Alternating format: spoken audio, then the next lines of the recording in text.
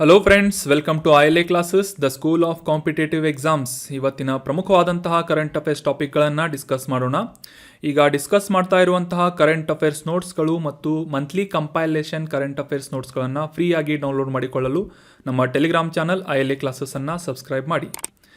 ಇವತ್ತಿನ ಡಿಸ್ಕಷನನ್ನು ಪ್ರಾರಂಭ ಮಾಡೋಣ. ಇವತ್ತಿನ ಡಿಸ್ಕಷನನ್ನು ಪ್ರಾರಂಭ ಮಾಡೋದಕ್ಕಿಂತ ಮುಂಚೆ ಕಳೆದ ಸೆಷನ್ನಲ್ಲಿ ಕೇಳಲಾದಂತಹ ಪ್ರಶ್ನೆಯ ಸರಿಯಾದ ಉತ್ತರ ಏನು ಅಂತ ತಿಳಿದುಕೊಳ್ಳೋಣ.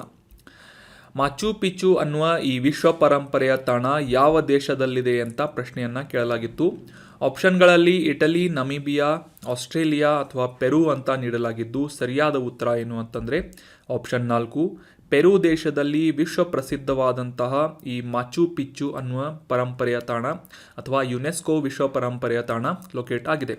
ಮುಖ್ಯವಾಗಿ ಇಂಕಾ ನಾಗರಿಕತೆ ಬೆಳವಣಿಗೆ ಹೊಂದಿದಂತಹ ಪ್ರದೇಶವಾಗಿ ಈ ಮಾಚು ಪಿಚ್ಚು ಅನ್ನುವ ಈ ಪ್ರದೇಶ ಗುರುತಿಸಿಕೊಳ್ಳುತ್ತೆ. ಈ ಇಮೇಜ್ನಲ್ಲಿ ಪೆರುನಲ್ಲಿರುವಂತಹ ಈ ವಿಶ್ವ ಪ್ರಸಿದ್ಧ ತಾಣವನ್ನು ಕೂಡ ನೀವು ನೋಡ್ಬೋದಾಗಿದೆ.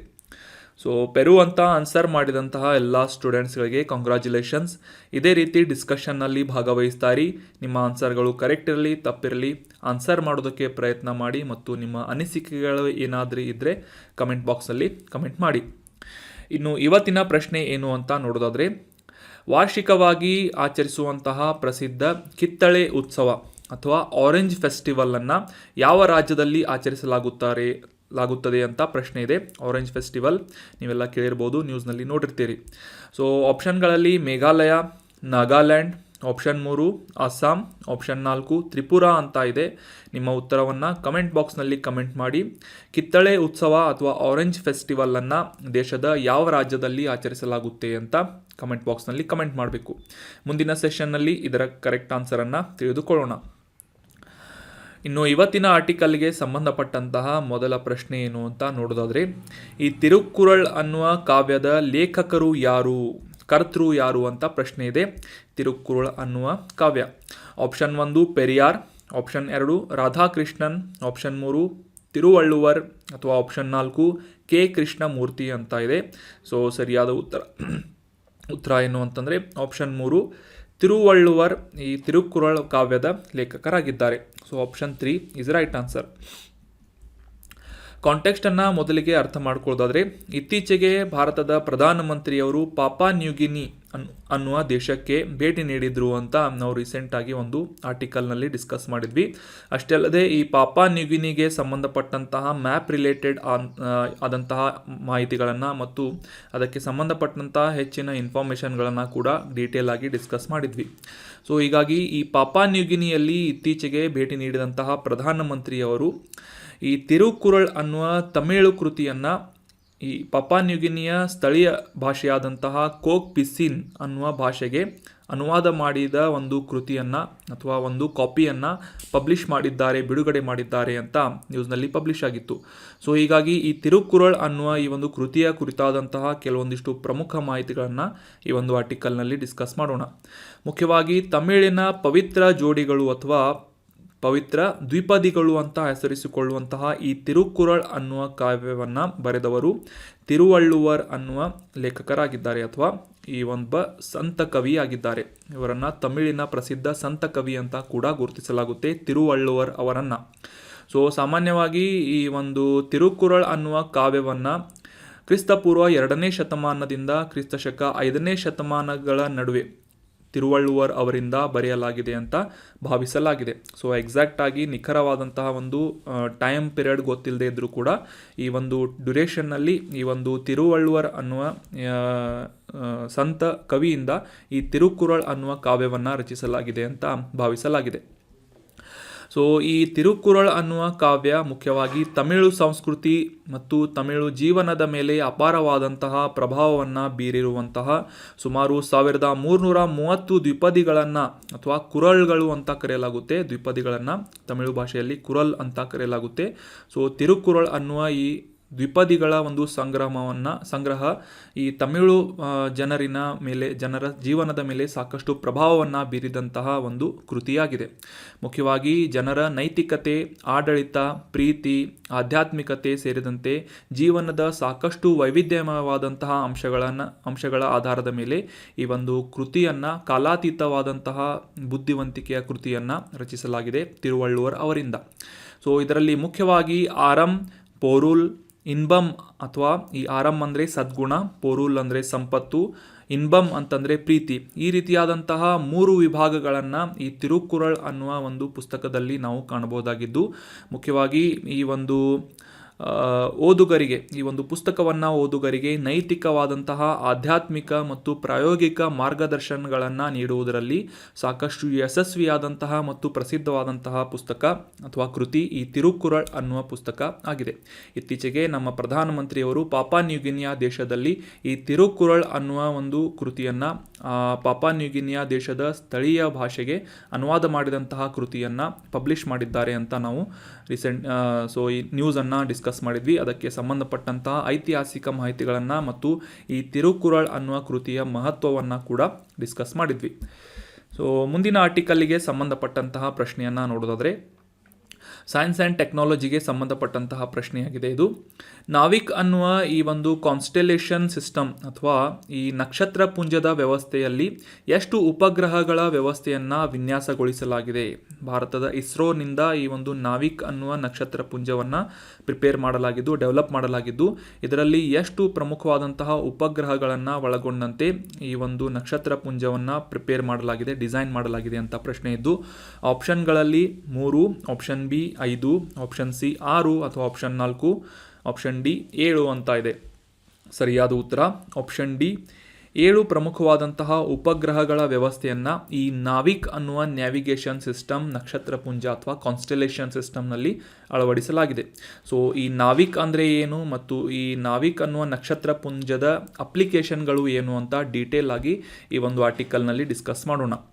ಮೊದಲಿಗೆ ಕಾಂಟೆಕ್ಸ್ಟನ್ನು ಅರ್ಥ ಮಾಡ್ಕೊಳ್ಳೋದಾದರೆ, ಭಾರತದ ನ್ಯಾವಿಗೇಷನ್ ಸಿಸ್ಟಮ್ ಸ್ಥಳೀಯವಾಗಿ ನಾವು ಈ GPS ಅನ್ನು ಯಾವ ರೀತಿ ಬಳಸ್ತೇವೆ ಅದೇ ರೀತಿಯಾಗಿ ದೇಶೀಯವಾಗಿ ಡೆವಲಪ್ ಮಾಡಲಾದಂತಹ ದೇಶೀಯ ಒಂದು ಅಥವಾ ಸ್ಥಳೀಯ ನ್ಯಾವಿಗೇಷನ್ ಸಿಸ್ಟಮ್ನ ಹೆಸರು ನಾವಿಕ್ ಅಂತ ಇಡಲಾಗಿದ್ದು, ಇದರಲ್ಲಿ ಪ್ರಮುಖವಾದಂತಹ ಒಂದು ಉಪಗ್ರಹ, ಇದು ಒಂದು ನಕ್ಷತ್ರ ಪುಂಜಗಳ ಒಂದು ಸಮೂಹವನ್ನು ಆ ಬಾಹ್ಯಾಕಾಶದಲ್ಲಿ ನಿರ್ಮಾಣ ಮಾಡುವಂತಹ ಒಂದು ಪ್ರಾಜೆಕ್ಟ್ ಆಗಿದ್ದು, ಈ ನ್ಯಾವಿಗೇಷನ್ ಸಿಸ್ಟಮ್ಗೆ ಅನುಕೂಲ ಆಗುವಂತೆ ಈ ಒಂದು ಉಪಗ್ರಹವನ್ನು NVS-01 ಅನ್ನುವ ಉಪಗ್ರಹವನ್ನು ಇತ್ತೀಚೆಗೆ ನಮ್ಮ ಆಂಧ್ರ ಪ್ರದೇಶದ ಶ್ರೀಹರಿಕೋಟಾದ ಜಿಯೋಸಿಂಕ್ರನಸ್ ಸ್ಯಾಟಲೈಟ್ ಲಾಂಚ್ ವೆಹಿಕಲ್ನಲ್ಲಿ ಭಾರತೀಯ ಬಾಹ್ಯಾಕಾಶ ಸಂಶೋಧನಾ ಸಂಸ್ಥೆ ಅಥವಾ ಇಸ್ರೋ ಅನ್ನುವ ಸಂಸ್ಥೆಯಿಂದ ಉಡಾವಣೆ ಮಾಡಲಾಗಿದೆ ಅಂತ ಈ NVS-01 ಅನ್ನುವ ಈ ಒಂದು ಸ್ಯಾಟಲೈಟ್ ನ್ಯೂಸ್ನಲ್ಲಿ ಪಬ್ಲಿಷ್ ಆಗಿತ್ತು. ಸೊ ಹೀಗಾಗಿ ಈ ಒಂದು NVS-01 ಅನ್ನುವ ಈ ಒಂದು ಉಪಗ್ರಹಕ್ಕೆ ಸಂಬಂಧಪಟ್ಟಂತೆ ನಾವಿಕ್ ಅನ್ನುವ ಭಾರತದ ದೇಶೀಯವಾದಂತಹ ನ್ಯಾವಿಗೇಷನ್ ಸಿಸ್ಟಮ್ ಕುರಿತಾದಂತಹ ಮಾಹಿತಿಗಳನ್ನು ಕೂಡ ಈ ಒಂದು ಆರ್ಟಿಕಲ್ನಲ್ಲಿ ಡಿಸ್ಕಸ್ ಮಾಡೋಣ. ಮುಖ್ಯವಾಗಿ ಭಾರತವು ತಮ್ಮ ಸ್ಥಳೀಯವಾದಂತಹ ದೇಶೀಯ ನ್ಯಾವಿಗೇಷನ್ ಸಿಸ್ಟಮನ್ನು ಡೆವಲಪ್ ಮಾಡುವಂತಹ ಪ್ರಾಜೆಕ್ಟನ್ನು ಅಥವಾ ಯೋಜನೆಯನ್ನು ಹಮ್ಮಿಕೊಂಡಿದ್ದು, ಇಸ್ರೋ ಸಂಸ್ಥೆಯಿಂದ ಈ ಒಂದು ಪ್ರಾಜೆಕ್ಟನ್ನು ಅನುಷ್ಠಾನಗೊಳಿಸಲಾಗ್ತಾ ಇದೆ. ಸೊ ನಾವಿಕ್ ಅಂತಂದರೆ ಭಾರತವು ತನ್ನ navigation with Indian constellation NAVIC ನೆನ್ಪಿಟ್ಕೊಳ್ಳಿ, ಇದರ ಫುಲ್ ಫಾರ್ಮನ್ನು ಕೂಡ ಎಕ್ಸಾಮ್ನಲ್ಲಿ ಕೇಳ್ಬೋದು. ನ್ಯಾವಿಗೇಷನ್ ವಿತ್ ಇಂಡಿಯನ್ ಕಾನ್ಸ್ಟೆಲೇಷನ್ ಅನ್ನೋದು ಈ ನಾವಿಕ್ ಅನ್ನುವ ಈ ಒಂದು ಅಬ್ರಿವೇಷನ್ನ ಫುಲ್ ಫಾರ್ಮ್ ಆಗಿದೆ. ಸೊ ಈ ನಾವಿಕ್ ಸರಣಿಯ ಉಪಗ್ರಹಗಳನ್ನು ಉಡಾವಣೆ ಮಾಡುವಂಥ ನಿಟ್ಟಿನಲ್ಲಿ ಭಾರತ ಮೊದಲ ಬಾರಿಗೆ ಈ NVS-01 ಅನ್ನುವ ಒಂದು ಸ್ಯಾಟಲೈಟನ್ನು ಲಾಂಚ್ ಮಾಡಿದೆ ಅಂತ ನ್ಯೂಸ್ನಲ್ಲಿ ಪಬ್ಲಿಷ್ ಆಗಿತ್ತು. ಅದೇ ರೀತಿಯಾಗಿ ಮುಖ್ಯವಾಗಿ ಈ ಭಾರತ ಭೂಭಾಗದಲ್ಲಿ ವಾಸಿಸುವಂತಹ ನಾಗರಿಕರಿಗೆ ಮತ್ತು ರಕ್ಷಣಾ ವ್ಯವಸ್ಥೆಗೆ ಸಂಬಂಧಪಟ್ಟಂತೆ ಅನುಕೂಲ ಮಾಡಿಕೊಡುವಂತಹ ಒಂದು ನ್ಯಾವಿಗೇಷನ್ ಸಿಸ್ಟಮ್ ಈ ನಾವಿಕ್ ಅನ್ನುವ ಸರಣಿಯ ಉಪಗ್ರಹಗಳ ಉಡಾವಣೆಯಾಗಿದ್ದು, ಭಾರತ ತನ್ನ ಸರಹದ್ದನ್ನು ಅಷ್ಟೇ ಅಲ್ಲದೆ ಭಾರತದ ಗಡಿಯ ಆಚೆಗೂ ಕೂಡ ಸುಮಾರು 1500 ಕಿಲೋಮೀಟರ್ಗಳಷ್ಟು ನಿಖರವಾದಂತಹ ನ್ಯಾವಿಗೇಷನ್ ಪೊಸಿಷನನ್ನು ಈ ಒಂದು ಗ್ಲೋಬಲ್ ಪೊಸಿಷನ್ ಸಿಸ್ಟಮ್ ಅಂತ ಏನು ಕರಿತೇವೆ GPS ಅಂತ. ಸೊ ಇದು ಯು ಎಸ್ ಎದಿಂದ ಡೆವಲಪ್ ಮಾಡಲಾದಂತಹ ಒಂದು ನ್ಯಾವಿಗೇಷನ್ ವ್ಯವಸ್ಥೆಯಾಗಿದ್ದು, ಭಾರತದಲ್ಲಿ ದೇಶೀಯವಾಗಿ ಡೆವಲಪ್ ಮಾಡಲಾದಂತಹ ಅಭಿವೃದ್ಧಿಪಡಿಸಲಾದಂತಹ ಒಂದು ನ್ಯಾವಿಗೇಷನ್ ಸಿಸ್ಟಮ್ ಯಾವುದು ಅಂತಂದರೆ ನಾವಿಕ್ ಅನ್ನುವ ಹೆಸರಿನ ನ್ಯಾವಿಗೇಷನ್ ಸಿಸ್ಟಮ್ ಆಗಿದೆ. ಇದು ಭಾರತ ಅಷ್ಟೇ ಅಲ್ಲದೆ ಭಾರತದ ಗಡಿಯಾಚೆಗೂ ಕೂಡ ಸುಮಾರು 1500 ಕಿಲೋಮೀಟರ್ಗಳಷ್ಟು ವ್ಯಾಪ್ತಿಯನ್ನು, ಅದರ ಒಂದು ರೇಂಜನ್ನು ಹೊಂದಿದೆ ಅಂತ ನಾವು ಈ ಒಂದು ಮಾಹಿತಿಯನ್ನು ಅಂಡರ್ಸ್ಟ್ಯಾಂಡ್ ಮಾಡ್ಕೋಬೋದಾಗಿದೆ. ಈ ನಾವಿಕ್ ಅನ್ನುವ ವ್ಯವಸ್ಥೆಗೆ ಸಂಬಂಧಪಟ್ಟಂತೆ ಈಗ ಉಡಾವಣೆ ಮಾಡಲಾದಂತಹ NVS ಸರಣಿಯ ಉಪಗ್ರಹಗಳು ಈ ಒಂದು ವ್ಯವಸ್ಥೆಯ ಹೆಚ್ಚಿನ ಒಂದು ಉತ್ಕೃಷ್ಟವಾದಂತಹ ಒಂದು ಸರ್ವಿಸಸನ್ನು ಅಥವಾ ಸೇವೆಯನ್ನು ನೀಡಲಿವೆ ಅಂತ ಎಕ್ಸ್ಪೆಕ್ಟೇಷನನ್ನು ಇಡಲಾಗಿದೆ. ಸೊ ಬೆಂಗಳೂರಿನ ಇಸ್ರೋಸ್ ಅನ್ನುವ ಸಂಸ್ಥೆಯಿಂದ UR ರಾವ್ ಅನ್ನುವ ಉಪಗ್ರಹ ಕೇಂದ್ರದಿಂದ ಈ ಸೆಕೆಂಡ್ ಜನರೇಷನ್ ನ್ಯಾವಿಗೇಷನ್ ಸ್ಯಾಟಲೈಟ್ಗಳನ್ನು ಡೆವಲಪ್ ಮಾಡಲಾಗಿದ್ದು, NVS 01 ಅನ್ನುವ ಈ ಒಂದು ಉಪಗ್ರಹವನ್ನು ಇತ್ತೀಚೆಗೆ ಉಡಾವಣೆ ಮಾಡಲಾಗಿದೆ. ಈ NVS 01 ಅನ್ನುವ ಸ್ಯಾಟಲೈಟ್ನ ಲಾಂಚ್ ಮಾಡುವಂತಹ ಒಂದು ಸಂದರ್ಭದಲ್ಲಿ ಇದರಲ್ಲಿ ಪರಮಾಣು ಗಡಿಯಾರವನ್ನು ಸ್ಥಳೀಯವಾಗಿ ಡೆವಲಪ್ ಮಾಡಲಾದಂತಹ ಈ ಆಟೋಮಿಕ್ ಕ್ಲಾಕನ್ನು ಕೂಡ ಇನ್ಸ್ಟಾಲ್ ಮಾಡಲಾಗಿದೆ. ಮುಖ್ಯವಾಗಿ ಈ NVS 01 ಅನ್ನುವ ಸ್ಯಾಟಲೈಟ್ ನಿಖರವಾದಂತಹ ಒಂದು ಕಾರ್ಯಾಚರಣೆಯನ್ನು ನಡೆಸುವಂತಹ ಉದ್ದೇಶದಿಂದ ದೇಶೀಯವಾಗಿ ಡೆವಲಪ್ ಮಾಡಲಾದಂತಹ ಈ ಆಟೋಮಿಕ್ ಕ್ಲಾಕನ್ನು ಕೂಡ ಇದರಲ್ಲಿ ಅಳವಡಿಸಿ ಉಡಾವಣೆ ಮಾಡಲಾಗಿದೆ.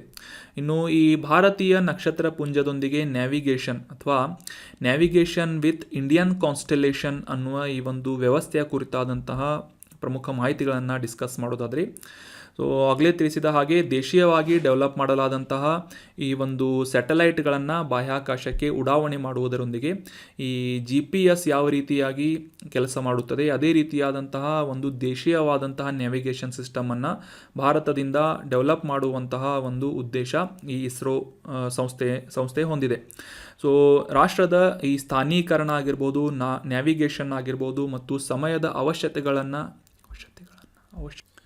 ಈ ನಾವಿಕ್ ಅನ್ನುವ ಭಾರತದ ನ್ಯಾವಿಗೇಷನ್ ಸಿಸ್ಟಮ್ ಕುರಿತಾದಂಥ ಇನ್ನೂ ಹೆಚ್ಚಿನ ಮಾಹಿತಿಗಳು ಮತ್ತು ಇದರ ಅಪ್ಲಿಕೇಶನ್ಗಳನ್ನು ತಿಳ್ಕೊಳ್ಳೋದಾದರೆ, ನಮ್ಮ ದೇಶದ ಈ ಸ್ಥಾನೀಕರಣ ಅಥವಾ ಪೊಸಿಷನಿಂಗ್ ಸಿಸ್ಟಮ್ ಆಗಿರ್ಬೋದು, ನ್ಯಾವಿಗೇಷನ್ ಆಗಿರ್ಬೋದು ಮತ್ತು ಸಮಯದ ಅವಶ್ಯಕತೆಗಳನ್ನು ಪೂರೈಸುವಂತಹ ಉದ್ದೇಶದಿಂದ ಈ ಇಸ್ರೋ ಅನ್ನುವ ಬಾಹ್ಯಾಕಾಶ ಸಂಶೋಧನಾ ಸಂಸ್ಥೆಯಿಂದ ಈ ಒಂದು ಪ್ರಾದೇಶಿಕ ನ್ಯಾವಿಗೇಷನ್ ವ್ಯವಸ್ಥೆಯನ್ನು ಉಪಗ್ರಹಗಳ ಒಂದು ನಕ್ಷತ್ರ ಪುಂಜಗಳನ್ನು ಬಾಹ್ಯಾಕಾಶಕ್ಕೆ ಉಡಾಯಿಸುವುದರ ಮೂಲಕ ಎಸ್ಟಾಬ್ಲಿಷ್ ಮಾಡಲಾಗ್ತಾ ಇದೆ ಅಥವಾ ಅನುಷ್ಠಾನಗೊಳಿಸಲಾಗ್ತಾ ಇದೆ.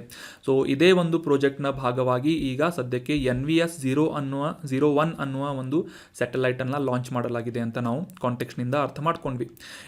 ಈ ಒಂದು ವ್ಯವಸ್ಥೆಯನ್ನು ಮೊದಲಿಗೆ IRNSS ಭಾರತೀಯ ಪ್ರಾದೇಶಿಕ ನ್ಯಾವಿಗೇಷನ್ ಉಪಗ್ರಹ ವ್ಯವಸ್ಥೆ, Indian region navigation satellite system ಅಂತ ಇದರ ಫುಲ್ ಫಾರ್ಮ್ ಆಗಿದೆ. ಸೊ ಈ ಒಂದು ನಕ್ಷತ್ರ ಪುಂಜಗಳು ಅಂತ ಏನು ಹೇಳಿದ್ವಿ, ಅದರ ಒಂದು ಭಾಗವಾಗಿ 7 ಪ್ರಮುಖವಾದಂಥ ಉಪಗ್ರಹಗಳ ನಕ್ಷತ್ರ ಪುಂಜಗಳ ಒಂದು ಭಾಗವಾಗಿ ಈ NVS 01 ಅನ್ನುವ ಈ ನ್ಯಾವಿಗೇಷನ್ ಸಿಸ್ಟಮ್ ದೇಶೀಯವಾಗಿ ಡೆವಲಪ್ ಮಾಡಲಾದಂತಹ ಇದರ ಫುಲ್ ಫಾರ್ಮನ್ನು ಆಲ್ರೆಡಿ ಡಿಸ್ಕಸ್ ಮಾಡಿದ್ವಿ, ನ್ಯಾವಿಗೇಷನ್ ವಿತ್ ಇಂಡಿಯನ್ ಕಾನ್ಸ್ಟಲೇಷನ್ ಅಂತ. ಸೊ ಇದು ನಮ್ಮ ದೇಶದಲ್ಲಿ ಸ್ಥಾನೀಕರಣ ಅಂತಂದರೆ ಪೊಸಿಷನಿಂಗ್ ಸಿಸ್ಟಮ್ ಆಗಿರ್ಬೋದು, ನ್ಯಾವಿಗೇಷನ್ ಆಗಿರ್ಬೋದು ಅಥವಾ ಸಮಯದ ಅವಶ್ಯಕತೆಗಳನ್ನು ಪೂರೈಸುವಂತಹ ನಿಟ್ಟಿನಲ್ಲಿ ನಮ್ಮ ಭಾರತದ ಬಾಹ್ಯಾಕಾಶ ಸಂಶೋಧನಾ ಸಂಸ್ಥೆಯಾದಂತಹ ಇಸ್ರೋದಿಂದ ಡೆವಲಪ್ ಮಾಡಲಾದಂತಹ ಈ ನ್ಯಾವಿಗೇಷನ್ ಸಿಸ್ಟಮ್ ಅಥವಾ ಉಪಗ್ರಹದ ವ್ಯವಸ್ಥೆ ಈ ನಾವಿಕ್ ಅನ್ನುವ ವ್ಯವಸ್ಥೆಯಾಗಿದೆ. ಇದಕ್ಕಿಂತ ಮುಂಚೆ ಈ ನಾವಿಕ್ ಅನ್ನುವ ಹೆಸರನ್ನು ಇಡುವುದಕ್ಕಿಂತ ಮುಂಚೆ ಇದನ್ನು IRNSS ಅಂತ ಕರೆಯಲಾಗ್ತಾ ಇತ್ತು, ಭಾರತೀಯ ಪ್ರಾದೇಶಿಕ ನ್ಯಾವಿಗೇಷನ್ ಉಪಗ್ರಹ ವ್ಯವಸ್ಥೆ. ಇದರ ಫುಲ್ ಫಾರ್ಮ್ ಅನ್ನು ಅಂಡರ್ಸ್ಟ್ಯಾಂಡ್ ಮಾಡ್ಕೊಳ್ಳೋದಾದ್ರೆ Indian regional navigation satellite system ಅಂತ ಇದರ ಫುಲ್ ಫಾರ್ಮ್ ಆಗಿದೆ. ಆದರೆ ಇದನ್ನು ಹೆಸರು ಬದಲಾಯಿಸಿ ಈಗ ನ್ಯಾವಿಗೇಷನ್ ಸಿಸ್ಟಮ್ ಅಥವಾ navigation with Indian constellation NavIC ಅನ್ನುವ ಹೆಸರಿನಿಂದ ಇದನ್ನು ಉಡಾವಣೆ ಮಾಡಲಾಗ್ತಾ ಇದೆ.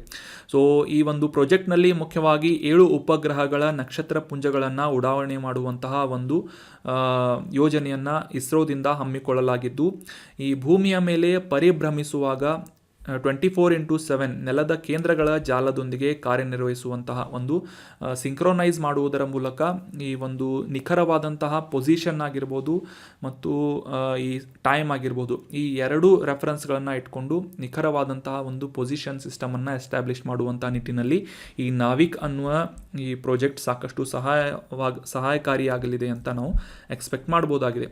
ಮುಂದಿನ ಕೆಲವು ದಿನಗಳಲ್ಲಿ ಈ ಒಂದು ನಾವಿಕ್ ಅನ್ನುವ ಈ ಒಂದು ನ್ಯಾವಿಗೇಷನ್ ಸಿಸ್ಟಮ್ ಸಿಸ್ಟಮ್ ಎಸ್ಟಾಬ್ಲಿಷ್ ಆದ ನಂತರ ಈ GPS ಬದಲಾಗಿ ನಾವು ಈಗ ಗೂಗಲ್ ಮ್ಯಾಪನ್ನು ಯಾವ ರೀತಿ ಉಪಯೋಗಿಸ್ತೇವೆ ಅದೇ ರೀತಿಯಾಗಿ ನ್ಯಾವಿಗೇಷನ್ ಸಿಸ್ಟಮ್ ಆದಂತಹ ಈ ನಾವಿಕ್ ಅನ್ನುವ ಒಂದು ವ್ಯವಸ್ಥೆಯನ್ನು ಕೂಡ ಯೂಸ್ ಮಾಡಬಹುದಾಗಿದೆ. ಇನ್ನು ಇತ್ತೀಚೆಗೆ ಉಡಾವಣೆ ಮಾಡಲಾದಂತಹ ಈ NVS-01 ಅನ್ನುವ ಈ ಸ್ಯಾಟಲೈಟ್ ಪ್ರಾಜೆಕ್ಟ್ ಕುರಿತಾದಂತಹ ಮಾಹಿತಿಯನ್ನು ತಿಳ್ಕೊಳ್ಳೋದಾದ್ರೆ ಮುಖ್ಯವಾಗಿ ಈ ರೀತಿಯಾದಂತಹ 3 ಉಪಗ್ರಹಗಳನ್ನು ಭೂಸ್ಥಿರ ಕಕ್ಷೆಯಲ್ಲಿ ಅಥವಾ ಜಿಯೋ ಸ್ಟೇಷನರಿ ಆರ್ಬಿಟ್ನಲ್ಲಿ, ನಂತರ 4 ಉಪಗ್ರಹಗಳನ್ನು ಈ ಇನ್ಕ್ಲಿನೇಷನ್ ಅನ್ನು ಹೊಂದಿದಂತಹ ಜಿಯೋ ಸಿಂಕ್ರನಸ್ ಆರ್ಬಿಟ್ನಲ್ಲಿ. ಸೊ ಇದರ ವ್ಯತ್ಯಾಸ ಏನು ಅಂತಂದರೆ ಭೂಸ್ಥಿರ ಕಕ್ಷೆಯ ಉಪಗ್ರಹ ಅಥವಾ ಜಿಯೋ ಸ್ಟೇಷನರಿ ಅಂತಂದರೆ ಈ ಭೂಮಿಯ ಸಮಭಾಜಕ ವೃತ್ತದಲ್ಲಿ ಎಕ್ಸಾಕ್ಟ್ ಆಗಿ ಬಾಹ್ಯಾಕಾಶದಲ್ಲಿ ಪ್ಲೇಸ್ ಮಾಡಲಾಗುವಂತಹ ಸ್ಯಾಟಲೈಟನ್ನು ಜಿಯೋ ಸ್ಟೇಷನರಿ ಸ್ಯಾಟಲೈಟ್ ಅಂತ ಕರೆಯಲಾಗುತ್ತೆ. ಇನ್ನು ಈ ಜಿಯೋ ಸಿಂಕ್ರನಸ್ ಅಂತಂತಂದರೆ ಈ ಭೂಮಿಯ ಸುತ್ತಲೂ ಆರ್ಬಿಟ್ ಮಾಡುವಂತಹ ಸಂದರ್ಭದಲ್ಲಿ ಒಂದು ಆ್ಯಂಗಲ್ನಲ್ಲಿ ಅಥವಾ ಒಂದು ಇನ್ಕ್ಲಿನೇಷನ್ನಲ್ಲಿ ಪ್ಲೇಸ್ ಮಾಡುವಂತಹ ಒಂದು ಉಪಗ್ರಹವನ್ನು ಜಿಯೋ ಸಿಂಕ್ರನಸ್ ಆರ್ಬಿಟ್ ಅಂತ ಕರೆಯಲಾಗುತ್ತೆ. ಈ ಜಿಯೋ ಸಿಂಕ್ರನಸ್ ಮುಖ್ಯವಾಗಿ ಭೂಮಿಯ ಒಂದು ಸುತ್ತುವಂತಹ ವೇಗಕ್ಕೆ ಎಕ್ಸಾಕ್ಟ್ ಆಗಿ ಸಿಂಕ್ ಮಾಡುವುದರ ಮೂಲಕ ಈ ಅದರ ಒಂದು ವೇಗವನ್ನು ಭೂಮಿಯ ವೇಗದ ಅಥವಾ ಈ ಒಂದು ಜಿಯೋ ಸಿಂಕ್ರನಸ್ ಸ್ಯಾಟಲೈಟ್ನ ವೇಗವನ್ನು ಭೂಮಿಯ ಸುತ್ತುವಂತಹ ಒಂದು ವೇಗಕ್ಕೆ ಎಕ್ಸಾಕ್ಟ್ ಆಗಿ ಸಿಂಕ್ ಮಾಡಲಾಗಿರುತ್ತೆ. ಹೀಗಾಗಿ ಇದನ್ನು ಜಿಯೋ ಸಿಂಕ್ರನಸ್ ಅನ್ನುವ ಸ್ಯಾಟಲೈಟನ್ನು ಅಂತ ಕರೆಯಲಾಗುತ್ತೆ. ಭೂಮಿಯ ಸುತ್ತಲೂ ಈ ಸಮಭಾಜಕ ವೃತ್ತದ ಒಂದು ಪೊಸಿಷನ್ನಲ್ಲಿ ಬಾಹ್ಯಾಕಾಶದಲ್ಲಿ ಪ್ಲೇಸ್ ಮಾಡುವಂತಹ ಒಂದು ಉಪಗ್ರಹವನ್ನು ಜಿಯೋ ಸ್ಟೇಷನರಿ ಅಂತ ಕರೆದರೆ, ಒಂದು ಇನ್ಕ್ಲಿನೇಷನ್ನಲ್ಲಿ ಅಥವಾ ಒಂದು ಆ್ಯಂಗಲ್ನಲ್ಲಿ ಪ್ಲೇಸ್ ಮಾಡಲಾಗುವಂತಹ ಒಂದು ಉಪಗ್ರಹವನ್ನು ಜಿಯೋ ಸಿಂಕ್ರನಸ್ ಉಪಗ್ರಹ ಅಂತ ಕರೆಯಲಾಗುತ್ತದೆ. ಸೊ ಈ ಜಿಯೋ ಸಿಂಕ್ರನಸ್ ಸ್ಯಾಟಲೈಟ್ನ ಒಂದು ವೇಗ ಏನಿರುತ್ತೆ ಭೂಮಿ ತನ್ನ ಸುತ್ತುವಂತಹ ಒಂದು ವೇಗದ ಈಕ್ವಲ್ ಆದಂತಹ ಒಂದು ವೇಗವನ್ನು ಅಥವಾ ಸ್ಪೀಡನ್ನು ಹೊಂದಿರುತ್ತದೆ. ಸೊ ಮುಖ್ಯವಾಗಿ ಆಗಲೇ ತಿಳಿಸಿದ ಹಾಗೆ ಭಾರತದ ಒಂದು ವ್ಯಾಪ್ತಿಯನ್ನು ಹೊರತುಪಡಿಸಿ ಭಾರತದ ಗಡಿ ಆಚೆಗೂ ಕೂಡ 1500 ಕಿಲೋಮೀಟರ್ಗಳಷ್ಟು ಕವರೇಜನ್ನು ಈ ನಾವಿಕ್ ಅನ್ನುವ ನ್ಯಾವಿಗೇಷನ್ ಸಿಸ್ಟಮ್ ಒದಗಿಸಲಿದೆ ಅಂತ ಇದರ ಒಂದು ಅಡ್ವಾಂಟೇಜನ್ನು ತಿಳಿಸಲಾಗ್ತಾ ಇದೆ. ಸೊ ಅದರ ಒಂದು ಅಡಿಯಲ್ಲಿ ಆ ಒಂದು ಪ್ರಾಜೆಕ್ಟ್ನ ಅಡಿಯಲ್ಲಿ ಇತ್ತೀಚೆಗೆ ಈ NVS-01 ಅನ್ನುವ ಸ್ಯಾಟಲೈಟನ್ನು ಲಾಂಚ್ ಮಾಡಲಾಗಿದೆ. ಇನ್ನು ಈ ಒಂದು ಸ್ಯಾಟಲೈಟ್ ಸಿಸ್ಟಮ್ನ ಮುಖ್ಯವಾದಂತಹ ಅಪ್ಲಿಕೇಶನ್ಗಳು ಅಥವಾ ಅದರ ಒಂದು ಅನ್ವಯಕಗಳು ಏನು ಅಂತ ತಿಳ್ಕೊಳ್ಳೋದಾದರೆ ಭಾರತದ ಭೂಮಂಡಲ ಆಗಿರ್ಬೋದು, ಟೆರೆಸ್ಟ್ರಿಯಲ್ ಆಗಿರ್ಬೋದು, ವೈಮಾನಿಕ ಪ್ರದೇಶ ಆಗಿರ್ಬೋದು, ಸಮುದ್ರದಲ್ಲಿ ಒಂದು ನಿಖರವಾದಂತಹ ಪೊಸಿಷನಿಂಗ್ ಸಿಸ್ಟಮ್ ಅಥವಾ ನ್ಯಾವಿಗೇಷನನ್ನು ಒದಗಿಸುವಂಥ ನಿಟ್ಟಿನಲ್ಲಿ ಈ ನಾವಿಕ್ ಅನ್ನುವ ಒಂದು ಸ್ಯಾಟಲೈಟ್ ಸಿಸ್ಟಮ್ ಅನುಕೂಲವನ್ನು ಮಾಡಿಕೊಡಲಿದೆ. ಅಷ್ಟೇ ಅಲ್ಲದೆ ಈ ಸುನಾಮಿಗಳಾಗಿರ್ಬೋದು, ಸೈಕ್ಲೋನ್ಗಳು ಅಪ್ಪಳಿಸುವಂತಹ ಒಂದು ಫೋರ್ಕಾಸ್ಟಿಂಗ್ ಮಾಡುವಂತಹ ನಿಟ್ಟಿನಲ್ಲಿ ವಿಪತ್ತು ನಿರ್ವಹಣೆಗೂ ಕೂಡ ಈ ಒಂದು ಸ್ಯಾಟಲೈಟ್ಗಳು ಅನುಕೂಲವನ್ನು ಮಾಡಿಕೊಡಲಿವೆ. ನ್ಯಾವಿಗೇಷನ್ ಸಿಸ್ಟಮ್ ನಾವಿಕ್ ಮಾಡಿಕೊಡಲಿದೆ. ಅಷ್ಟೇ ಅಲ್ಲದೆ ಈ ವಾಹನದ ಸಂಚಾರದ ಸಂದರ್ಭದಲ್ಲಿ ವಾಹನಗಳನ್ನು ಟ್ರ್ಯಾಕಿಂಗ್ ಮಾಡಲು ಮತ್ತು ಫ್ಲೀಟ್ ನಿರ್ವಹಣೆ ಅಂತಂದರೆ ವಿಶೇಷವಾಗಿ ಈ ಗಣಿಗಾರಿಕೆ ಆಗಿರ್ಬೋದು, ಸಾರಿಗೆ ವಲಯಕ್ಕೆ ಸಂಬಂಧಪಟ್ಟಂತೆ ಈ ಒಂದು ಆಪರೇಷನ್ಗಳನ್ನು ಕಂಟ್ರೋಲ್ ಮಾಡುವಂತಹ ನಿಟ್ಟಿನಲ್ಲಿ ಕೂಡ ಈ ನಾವಿಕ್ ಅನ್ನುವ ನ್ಯಾವಿಗೇಷನ್ ಸಿಸ್ಟಮ್ ಅಪ್ಲಿಕೇಶನನ್ನು ಒದಗಿಸಲಿದೆ. ಮತ್ತು ಮೊಬೈಲ್ ಫೋನ್ಗಳಲ್ಲಿ ಕೂಡ ಸಿಂಕ್ ಮಾಡುವುದರ ಮೂಲಕ ಈ ಒಂದು ಪೊಸಿಷನಿಂಗ್ ಸಿಸ್ಟಮನ್ನು ಒದಗಿಸುವಂತಹ ಒಂದು ಪ್ರಮುಖವಾದಂತಹ ಅಪ್ಲಿಕೇಶನ್ ನಾವಿಕ್ ಅನ್ನುವ ಅಪ್ಲಿಕೇಶನ್ ಆಗಿ ಹೊರಹೊಮ್ಮಲಿದೆ ಅಂತ ನಾವು ಎಕ್ಸ್ಪೆಕ್ಟೇಷನನ್ನು ಮುಂದಿನ ವರ್ಷಗಳಲ್ಲಿ ಮಾಡಬಹುದಾಗಿದೆ. ಸೊ ಅಷ್ಟೇ ಅಲ್ಲದೆ ನಿಖರವಾದಂತಹ ಸಮಯಗಳು ಮುಖ್ಯವಾಗಿ ATMಗಳಲ್ಲಾಗಿರ್ಬೋದು, ಪವರ್ ಗ್ರಿಡ್ಗಳಲ್ಲಾಗಿರ್ಬೋದು, ಈ ಒಂದು ಸಾಧನಗಳಲ್ಲಿ ಅಥವಾ ಈ ಒಂದು ಇನ್ಸ್ಟಾಲೇಷನ್ಗಳಲ್ಲಿ ಸಾಕಷ್ಟು ನಿಖರವಾದಂತಹ ಸಮಯದ ಅವಶ್ಯಕತೆ ಇರುತ್ತದೆ. ಸೊ ಹೀಗಾಗಿ ಪರಮಾಣು ಗಡಿಯಾರವನ್ನು ಕೂಡ ಈ NVS-01 ಅನ್ನುವ ಸ್ಯಾಟಲೈಟ್ ಮೂಲಕ ಉಡಾವಣೆ ಮಾಡಲಾಗಿದೆ ಅಂತ ನಾವು ಈಗ ಲಾಸ್ಟ್ ಸ್ಲೈಡ್ನಲ್ಲಿ ಡಿಸ್ಕಸ್ ಮಾಡಿದ್ವಿ. ಸೊ ಅಷ್ಟೇ ಅಲ್ಲದೆ ಮ್ಯಾಪಿಂಗ್ ಆಗಿರ್ಬೋದು, ಜಿಯೋ ಡೇಟಾ ಕ್ಯಾಪ್ಚರ್ ಆಗಿರ್ಬೋದು, ಈ ರೀತಿಯಾದಂತಹ ಸಾಕಷ್ಟು ಪ್ರಮುಖವಾದಂತಹ ವೈವಿಧ್ಯಮಯವಾದಂತಹ ಅಪ್ಲಿಕೇಶನ್ಗಳನ್ನು ಈ ನಾವಿಕ್ ಅನ್ನುವ ನ್ಯಾವಿಗೇಷನ್ ಸಿಸ್ಟಮ್ ಹೊಂದಿದೆ ಅಂತ ನಾವು ಡೀಟೇಲ್ ಆಗಿ ಅಂಡರ್ಸ್ಟ್ಯಾಂಡ್ ಮಾಡ್ಕೊಂಡ್ವಿ. ಇದನ್ನು ಸಿಂಪಲ್ ಆಗಿ ಅಂಡರ್ಸ್ಟ್ಯಾಂಡ್ ಮಾಡ್ಕೊಳ್ಳೋದಾದರೆ ಭಾರತದ GPS ಅಂತ ನೀವು ಅಂಡರ್ಸ್ಟ್ಯಾಂಡ್ ಮಾಡ್ಕೋಬೋದಾಗಿದೆ. ಯಾವ ರೀತಿಯಾಗಿ ಈಗ ನಾವು ಸದ್ಯಕ್ಕೆ ಮೊಬೈಲ್ ಫೋನ್ಗಳಲ್ಲಿ, ಸ್ಮಾರ್ಟ್ ಫೋನ್ಗಳಲ್ಲಿ ಈ GPS ಅನ್ನು USA ಡೆವಲಪ್ ಮಾಡಲಾದಂತಹ GPS ಅಪ್ಲಿಕೇಶನನ್ನು ಬಳಸ್ತೇವೆ. ಅದೇ ರೀತಿಯಾಗಿ ಮುಂದಿನ ವರ್ಷಗಳಲ್ಲಿ ದೇಶೀಯವಾಗಿ ಡೆವಲಪ್ ಮಾಡಲಾದಂತಹ ನಾವಿಕ್ ಅನ್ನುವ ಈ GPS ಸಿಸ್ಟಮ್ ಕಾರ್ಯರೂಪದಲ್ಲಿ ಬರಲಿದೆ ಅಂತ ನಾವು ಎಕ್ಸ್ಪೆಕ್ಟ್ ಮಾಡ್ಬೋದಾಗಿದೆ. ಸೊ ಐ ಹೋಪ್ ಈ ಕಂಪ್ಲೀಟ್ ಆದಂತಹ ಕಾನ್ಸೆಪ್ಟ್ ನಿಮಗೆ ಅಂಡರ್ಸ್ಟ್ಯಾಂಡ್ ಆಯಿತು ಅಂತ ಅನ್ಕೋತೀನಿ. ಇನ್ನು ಮುಂದಿನ ಆರ್ಟಿಕಲ್ಗೆ ಸಂಬಂಧಪಟ್ಟಂತಹ ಪ್ರಶ್ನೆ ಏನು ಅಂತ ನೋಡೋದಾದರೆ, ಈ ಕೆಳಗಿನ ಯಾವ ರಾಜ್ಯ ಅಥವಾ ಕೇಂದ್ರಾಡಳಿತ ಪ್ರದೇಶದಲ್ಲಿ ಈ ನೀತಿ ಪಾಸ್ ಅನ್ನುವ ರಸ್ತೆ ಮಾರ್ಗ ಲೊಕೇಟ್ ಆಗಿದೆ ಅಂತ ಪ್ರಶ್ನೆ ಇದೆ. ಆಪ್ಷನ್ಗಳಲ್ಲಿ ಜಮ್ಮು ಮತ್ತು ಕಾಶ್ಮೀರ, ಆಪ್ಷನ್ 2 ಲದಾಖ್, ಆಪ್ಷನ್ 3 ಹಿಮಾಚಲ್ ಪ್ರದೇಶ್ ಅಥವಾ ಆಪ್ಷನ್ 4 ಉತ್ತರಾಖಂಡ್ ಅಂತ ಇದ್ದು ಸರಿಯಾದ ಉತ್ತರ ಆಪ್ಷನ್ 4 ನೀತಿ ಪಾಸ್ ರಸ್ತೆ ಸಾರಿಗೆ ಇದು ರಸ್ತೆ ಮಾರ್ಗ ಉತ್ತರಾಖಂಡದಲ್ಲಿ ಲೊಕೇಟ್ ಆಗಿದೆ. So option 4 Uttarakhand is right answer. ಕಾಂಟೆಕ್ಸ್ಟನ್ನು ಮೊದಲಿಗೆ ಅರ್ಥ ಮಾಡ್ಕೊಳ್ಳೋದಾದರೆ, ಇತ್ತೀಚೆಗೆ ನೀತಿ ಪಾಸ್ನಲ್ಲಿ ಸಾರಂಗ್ ಪೋಲಿಂಗ್ ಜಿಂಡು ಅನ್ನುವ ಪ್ರದೇಶದಲ್ಲಿ ಚೀನಾದಿಂದ ಈ ರಸ್ತೆ ಸಂಪರ್ಕ ಮತ್ತು ಹೆಲಿಪ್ಯಾಡ್ಗಳನ್ನು ಮತ್ತೊಮ್ಮೆ ಮರು ನಿರ್ಮಾಣ ಮಾಡಲಾಗ್ತಾ ಇದೆ ಅಂತ ನಮ್ಮ ರಕ್ಷಣಾ ಸಿಬ್ಬಂದಿಯಿಂದ ಒಂದು ಮಾಹಿತಿಯನ್ನು ಕನ್ಫರ್ಮ್ ಮಾಡಿಕೊಳ್ಳಲಾಗಿದೆ ಅಂತ ಈ ನೀತಿ ಪಾಸ್ ನ್ಯೂಸ್ನಲ್ಲಿ ಪಬ್ಲಿಷ್ ಆಗಿತ್ತು ಅಥವಾ ನ್ಯೂಸ್ನಲ್ಲಿ ಬಂದಿತ್ತು. ಸೊ ಹೀಗಾಗಿ ನೀತಿ ಪಾಸ್ ನ್ಯೂಸ್ನಲ್ಲಿರುವುದರಿಂದ ಇದಕ್ಕೆ ಸಂಬಂಧಪಟ್ಟಂತಹ ಕೆಲವೊಂದಿಷ್ಟು ಪ್ರಮುಖ ಅಂಶಗಳು, ಅದರಲ್ಲೂ ಮುಖ್ಯವಾಗಿ ಇದರ location examination point of view ನಮಗೆ ಇಂಪಾರ್ಟೆಂಟ್ ಆಗುತ್ತೆ. ಸೊ ಹೀಗಾಗಿ ನೀತಿ ಪಾಸ್ ಎಲ್ಲಿದೆ ಮತ್ತು ಇದರ ವಿಶೇಷತೆಗಳು ಏನು ಅಂತ ಈ ಒಂದು ಆರ್ಟಿಕಲ್ನಲ್ಲಿ ಡಿಸ್ಕಸ್ ಮಾಡೋಣ. ಮುಖ್ಯವಾಗಿ ಭಾರತ ಮತ್ತು ಚೀನಾದ ಗಡಿಯಲ್ಲಿರುವಂತಹ 5086 ಮೀಟರ್ ಸಮುದ್ರ ಮಟ್ಟದಿಂದ ಎತ್ತರದಲ್ಲಿರುವಂತಹ ಒಂದು ಮಾರ್ಗ ಈ ನೀತಿ ಪಾಸ್ ಅನ್ನುವ ಅಂತಾರಾಷ್ಟ್ರೀಯ ಎತ್ತರ ಪರ್ವತ ಪ್ರದೇಶದ ಒಂದು ಮಾರ್ಗವಾಗಿ ಗುರುತಿಸಿಕೊಳ್ಳುತ್ತೆ. ನೆನ್ಪಿಟ್ಕೊಳ್ಳಿ, ಭಾರತ ಮತ್ತು ಚೀನಾದ ಗಡಿಯಲ್ಲಿ ಈ ನೀತಿ ಪಾಸ್ ಲೊಕೇಟ್ ಆಗಿದೆ. ಅಷ್ಟೇ ಅಲ್ಲದೆ ನಮ್ಮ ಭಾರತದ ಉತ್ತರಾಖಂಡ ರಾಜ್ಯದಲ್ಲಿ ಮತ್ತು ಈ ಚೀನಾ ಆಕ್ರಮಿತವಾದಂತಹ ದಕ್ಷಿಣ ಟಿಬೇಟ್ನಲ್ಲಿ ಈ ನೀತಿ ಪಾಸನ್ನು ಎಕ್ಸಾಕ್ಟಾಗಿ ನಾವು ಗುರುತಿಸಬಹುದಾಗಿದೆ. ಈ ಒಂದು ಇಮೇಜ್ನಲ್ಲಿ ಕ್ಲಿಯರ್ ಆಗಿ ನೀವು ಅಂಡರ್ಸ್ಟ್ಯಾಂಡ್ ಮಾಡ್ಕೋಬೋದು. ಭಾರತದ ಉತ್ತರಾಖಂಡ ರಾಜ್ಯದ ಟಿಬೇಟ್ ಮತ್ತು ಈ ಚೀನಾ ಅಥವಾ ಚೀನಾ ಆಕ್ರಮಿತ ಟಿಬೇಟ್ ಮತ್ತು ಭಾರತದ ಉತ್ತರಾಖಂಡ ರಾಜ್ಯಗಳನ್ನು ಕನೆಕ್ಟ್ ಮಾಡುವಂತಹ ಒಂದು ಪಾಸ್ ಅಥವಾ ಮಾರ್ಗ ನೀತಿ ಪಾಸ್ ಅಂತ ಗುರುತಿಸಿಕೊಳ್ಳುತ್ತೆ.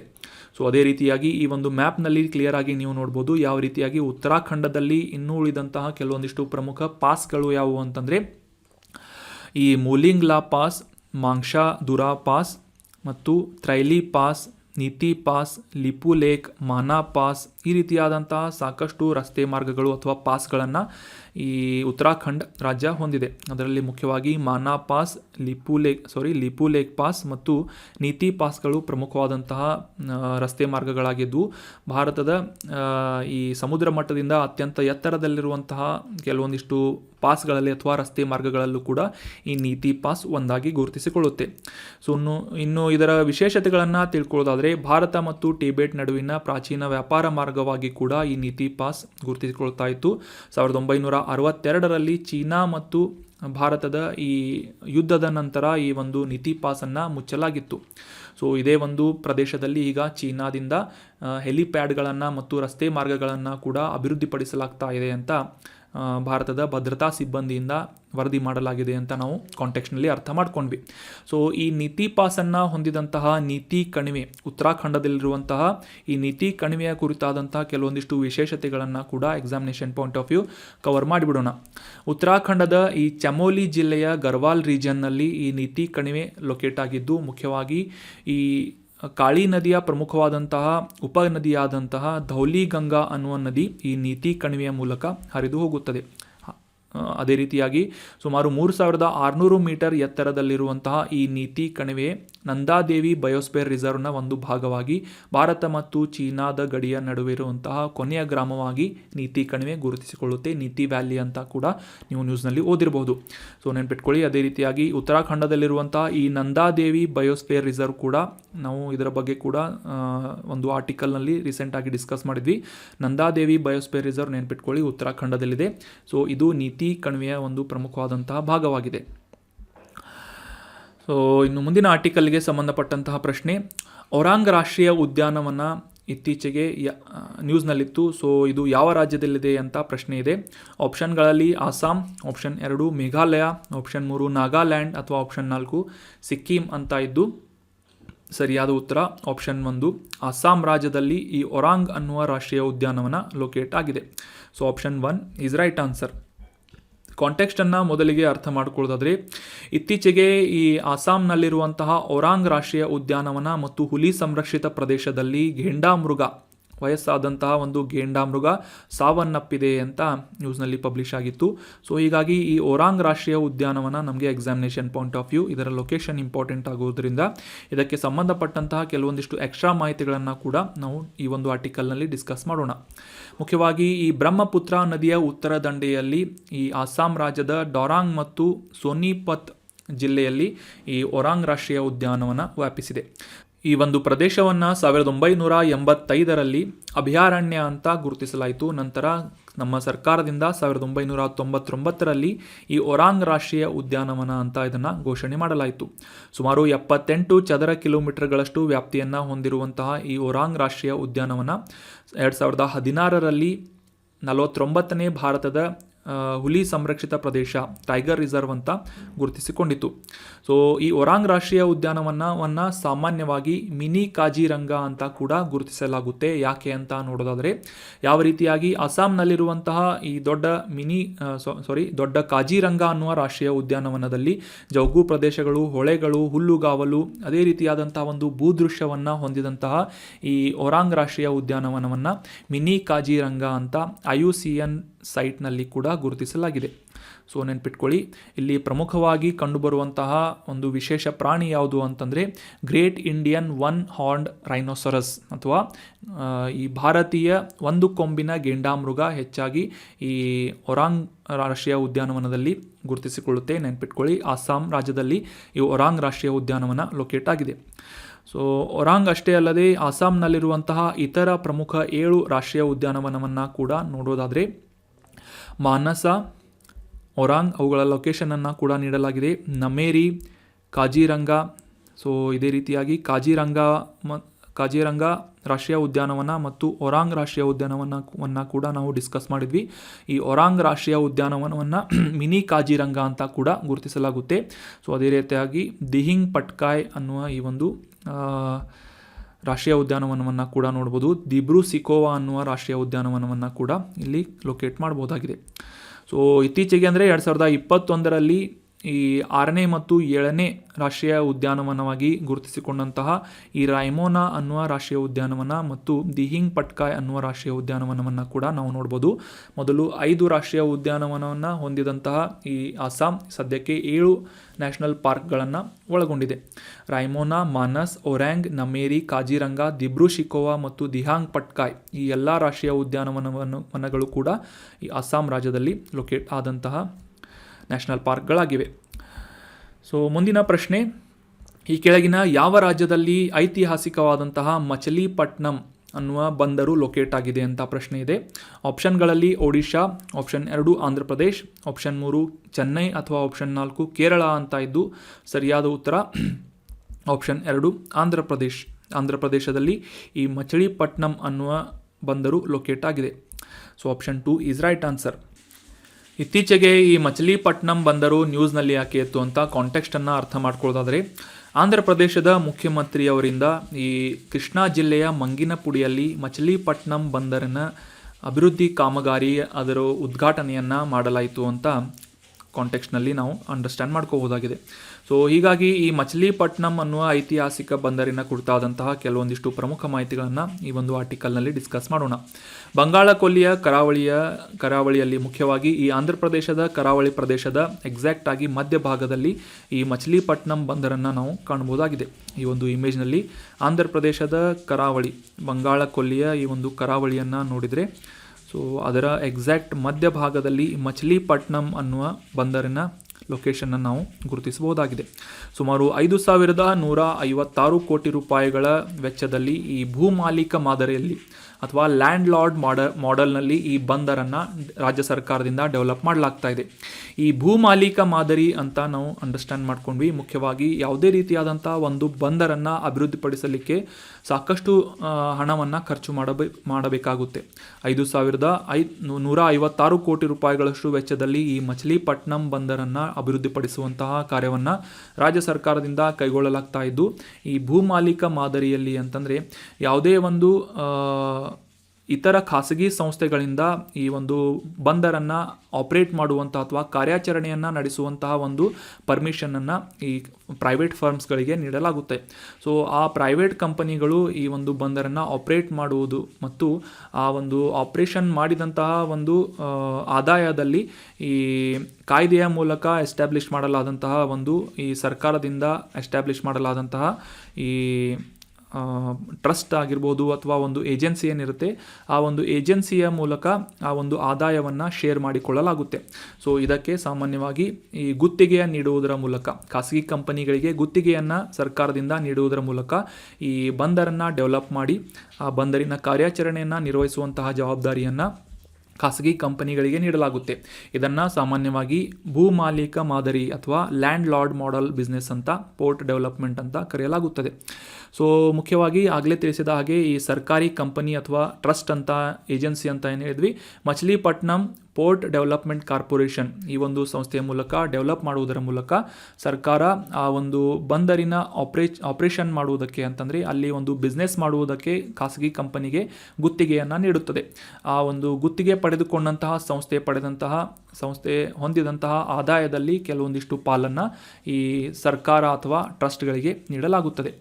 ಸೊ ಬಂದರಿನ ಮೊದಲ ಹಂತದಲ್ಲಿ 35 ಮಿಲಿಯನ್ ಟನ್ಗಳಷ್ಟು ಸಾಮರ್ಥ್ಯದ ಒಂದು ಕಾಮಗಾರಿಯನ್ನು ನಡೆಸಲಾಗ್ತಾ ಇದ್ದು, ಮುಖ್ಯವಾಗಿ ಈ ಆಂಧ್ರ ಪ್ರದೇಶ ಮತ್ತು ನೆರೆಯ ತೆಲಂಗಾಣ ರಾಜ್ಯದಿಂದ ರಫ್ತಾಗುವಂತಹ ರಸಗೊಬ್ಬರಗಳು, ಕಲ್ಲಿದ್ದಲು, ಅಡಿಗೆ ಎಣ್ಣೆ, ಕಂಟೈನರ್ಗಳು, ಕೃಷಿ ಉತ್ಪನ್ನಗಳು, ಸಿಮೆಂಟ್, ಗ್ರಾನೈಟ್, ಸಿಮೆಂಟ್ ಕ್ಲಿಂಕರ್ ಆಗಿರ್ಬೋದು ಮತ್ತು ಕಬ್ಬಿಣದ ಅದಿರುಗಳನ್ನು, ಈ ರೀತಿಯಾದಂತಹ ಸಾಕಷ್ಟು ಸರಕುಗಳನ್ನು ರಫ್ತು ಮಾಡುವುದಕ್ಕೆ ಈ ಮಚಿಲಿಪಟ್ನಂ ಬಂದರನ್ನು ಬಳಸಲಾಗುತ್ತದೆ ಅಂತ ನಾವು ಅಂಡರ್ಸ್ಟ್ಯಾಂಡ್ ಮಾಡ್ಕೋಬೋದಾಗಿದೆ. So that was our detailed information of Machilipatnam port.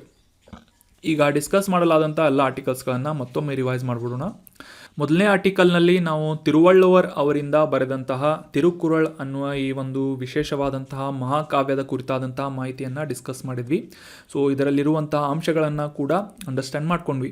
ನಂತರದ ಆರ್ಟಿಕಲ್ನಲ್ಲಿ ಭಾರತದ ಇಸ್ರೋ ಸಂಸ್ಥೆಯಿಂದ ಡೆವಲಪ್ ಮಾಡಲಾದಂತಹ NVS ಅನ್ನುವ ಉಪಗ್ರಹ ಮತ್ತು ಈ ನ್ಯಾವಿಗೇಷನ್ ಸಿಸ್ಟಮ್ ಆದಂತಹ ನಾವಿಕ್ ಅನ್ನುವ ಈ ಒಂದು ನ್ಯಾವಿಗೇಷನ್ ಸಿಸ್ಟಮ್ ಬಗ್ಗೆ ಕ್ಲಿಯರ್ ಆಗಿ ಅಂಡರ್ಸ್ಟ್ಯಾಂಡ್ ಮಾಡ್ಕೊಂಡ್ವಿ. ನಂತರದ ಆರ್ಟಿಕಲ್ನಲ್ಲಿ ಈ ಒಂದು ನೀತಿ ಪಾಸ್ ಕುರಿತಾದಂತಹ ಲೊಕೇಶನ್ ಮತ್ತು ಇದರ ವಿಶೇಷತೆಗಳನ್ನು ಕೂಡ ಡಿಸ್ಕಸ್ ಮಾಡಿದ್ವಿ. ನಂತರದ ಆರ್ಟಿಕಲ್ನಲ್ಲಿ ಎನ್ವೈರ್ಮೆಂಟ್ಗೆ ಸಂಬಂಧಪಟ್ಟಂತಹ ಆರ್ಟಿಕಲ್ ಒರಾಂಗ್ ರಾಷ್ಟ್ರೀಯ ಉದ್ಯಾನವನ, ಇದರ ಲೊಕೇಶನ್ ಮತ್ತು ಇದರ ಪ್ರಮುಖವಾದಂತಹ ವಿಶೇಷತೆಗಳನ್ನು ಕೂಡ ಡಿಸ್ಕಸ್ ಮಾಡಿದ್ವಿ. ಅಸ್ಸಾಂನಲ್ಲಿರುವಂತಹ ಪ್ರಮುಖ 7 ರಾಷ್ಟ್ರೀಯ ಉದ್ಯಾನವನಗಳು ಕುರಿತಾದಂತಹ ಮಾಹಿತಿಗಳನ್ನು ಕೂಡ ಡಿಸ್ಕಸ್ ಮಾಡಿದ್ವಿ. ನಂತರದ ಆರ್ಟಿಕಲ್ನಲ್ಲಿ ಆಂಧ್ರ ಪ್ರದೇಶದಲ್ಲಿರುವಂತಹ ಈ ಮಚಿಲಿಪಟ್ನಂ ಬಂದರು ಕುರಿತಾದಂತಹ ಮಾಹಿತಿಗಳನ್ನು ಡಿಸ್ಕಸ್ ಮಾಡಿದ್ವಿ. So that was all about today's discussion. ಈಗ ಹೋಮ್ವರ್ಕ್ ಏನು ಅಂತಂದರೆ, ಈಗ ಡಿಸ್ಕಸ್ ಮಾಡಲಾದಂಥ ಎಲ್ಲ ಆರ್ಟಿಕಲ್ಸ್ಗಳನ್ನು ಮತ್ತೊಮ್ಮೆ ರಿವೈಸ್ ಮಾಡಿ ಕಮೆಂಟ್ ಬಾಕ್ಸ್ನಲ್ಲಿ ಕಮೆಂಟ್ ಮಾಡಬೇಕು. ಅವುಗಳ ಟಾಪಿಕ್ಗಳನ್ನು ಕಮೆಂಟ್ ಬಾಕ್ಸ್ನಲ್ಲಿ ಕಮೆಂಟ್ ಮಾಡಬೇಕು. ಸೊ ಈ ಎಲ್ಲ ಡಿಸ್ಕಷನನ್ನು ಮತ್ತು ಈ ನೋಟ್ಸ್ಗಳನ್ನು ನಮ್ಮ ವೆಬ್ಸೈಟ್ ಮತ್ತು ಟೆಲಿಗ್ರಾಮ್ ಚಾನಲ್ನಲ್ಲಿ ಅಪ್ಲೋಡ್ ಮಾಡಲಾಗುತ್ತೆ. ಟೆಲಿಗ್ರಾಮ್ ಚಾನಲನ್ನು ಸಬ್ಸ್ಕ್ರೈಬ್ ಮಾಡಿ. Thank you so much for joining the discussion.